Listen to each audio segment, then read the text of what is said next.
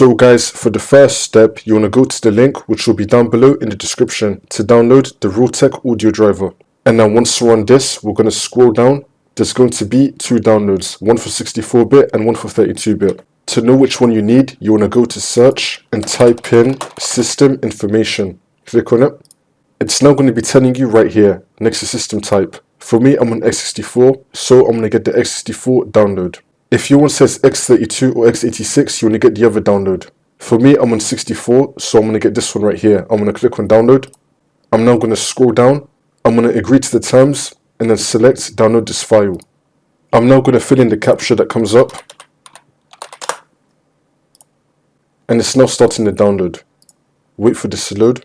And then once that's been downloaded, we're now going to click on it. Once this comes up, you want to click on yes. And now this will come up. Wait for this to load.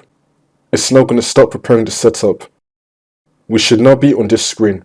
And now once we're on this, you want to click on next. It's now going to start installing. Wait for this to load. Install Shield Wizard is installing. Now once it's been installed, all we need to do is just restart our computer. We could either restart it now or we can restart it later. I'm going to restart it now and I'm going to click on finish. The computer is now restarting and the Realtek audio driver has now been installed.